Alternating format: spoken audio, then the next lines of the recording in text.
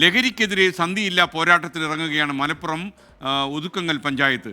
ലഹരി വിൽപ്പനയെക്കുറിച്ച് സാഹചര്യ തെളിവ് സഹിതം വിവരം കൈമാറുന്നവർക്ക് 10,000 രൂപ പാരിതോഷികം. നമ്മുടെ 100 റുപ്പീ ചലഞ്ചിൻ്റെ പോലെ ഇതിൽ ചേർന്നാൽ 10,000 രൂപ കിട്ടിയാൽ ആ 10,000 രൂപ ജയശ്രീ മനോജിന് അയക്കണമെന്ന് ഞാൻ പറയുകയാണ്.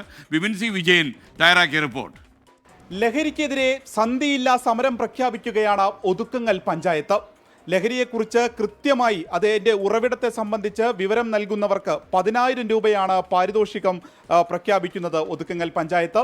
ഇപ്പോൾ പ്രസിഡന്റ് മൂസ കടമ്പോട്ട് 24-നൊപ്പം ചേരുകയാണ്. അപ്പോൾ എങ്ങനെയാണ് ആ പദ്ധതി? നാട് ഇന്ന് പോയിക്കൊണ്ടിരിക്കുന്ന ഈ ദുരവസ്ഥയെക്കുറിച്ച് ഗൗരവമായി ചിന്തിച്ചതിൻ്റെ അടിസ്ഥാനത്തിലാണ് ഭരണസമിതി ഈ ഒരു തീരുമാനമെടുക്കാനുണ്ടായ കാരണം. ഇത് അനുവദിച്ചുകൂടാ. ഇത് അടുത്തുള്ള പഞ്ചായത്തിൻ്റെ പരിസരത്തു നിന്ന് പോലും ഉള്ള കോട്ടേഴ്സുകൾ പോലും ഇത് പിടികൂടിയപ്പോൾ നമ്മളിനി അടങ്ങിയിരുന്നിട്ട് കാര്യമില്ല എന്ന് മനസ്സിലായതുകൊണ്ടാണ് ഇത്തരത്തിൽ തീരുമാനമെടുക്കാൻ മുന്നോട്ട് വന്നത്. ഇനി ഇത് മുന്നോട്ട് പോയി തന്നെ ചെയ്യും. വാർഷിക പദ്ധതിയിൽ അടുത്ത വർഷം ഇതിന് ഫണ്ട് വെച്ച് ഒരു നൂതന പ്രൊജക്റ്റായിട്ട് ഇത് ഞങ്ങൾ ജില്ലാ DPCയിൽ അവതരിപ്പിക്കും. എങ്ങനെയാണ് ഈ 10,000 രൂപ കൊടുക്കാൻ തീരുമാനം? അത് അവർ കണ്ടുപിടിച്ച് അത് FIR ഇട്ട് കഴിഞ്ഞ ശേഷം കൊടുക്കുകയുള്ളൂ.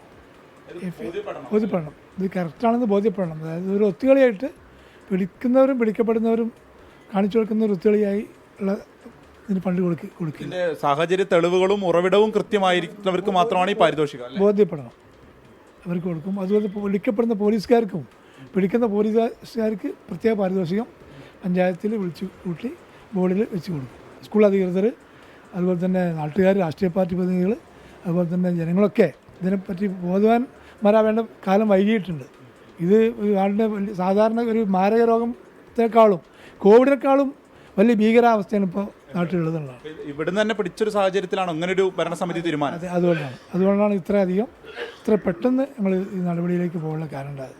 ഇതിൻ്റെ തുടർ പ്രവർത്തനമായിട്ട് ഞങ്ങൾ അടുത്തുള്ള കോട്ടേഴ്സുകൾ, നമ്മുടെ പഞ്ചായത്തിലെ എല്ലാ കോട്ടേഴ്സ് ഉടമകളെയും വാടക വീട്ടുകാരെയൊക്കെ വിളിച്ചു കൂട്ടി പ്രത്യേക യോഗം കൂടി അവർ കർശന നിർദ്ദേശം കൊടുക്കും. അങ്ങനൊരു മീറ്റിംഗ് ഇപ്പോൾ അടുത്ത് വിളിച്ചു കൂട്ടി. അപ്പോൾ ഈ ലഹരിക്കെതിരെ കൃത്യമായിട്ടുള്ളൊരു മാർഗരേഖ അതിവിടുത്തെ വീട്ടുകാരെ എല്ലാം തന്നെ വിളിച്ചുകൂട്ടി അങ്ങനെ ഒരു മാർഗരേഖ കൂടി ഉണ്ടാകുമെന്നുള്ളത് വ്യക്തമാക്കുകയാണ് ഒതുക്കങ്ങൽ പഞ്ചായത്ത്. അപ്പോൾ സാഹചര്യ തെളിവുകളും ഒപ്പം തന്നെ അതിൻ്റെ ഉറവിടവും, ലഹരിയുടെ ഒരു ഉറവിടവും കണ്ടെത്താൻ സഹായിക്കുന്നവർക്ക് വാർഷിക ഫണ്ടായി തന്നെ ഒരു തുക വിലയിരുത്തി അത് ലഹരിക്കെതിരെ വിനിയോഗിക്കാനാണ് ഇപ്പോൾ ഈ ഭരണസമിതി തന്നെ തീരുമാനിച്ചിരിക്കുന്നത്. വിപിൻ സി വിജയൻ, 24 മലപ്പുറം.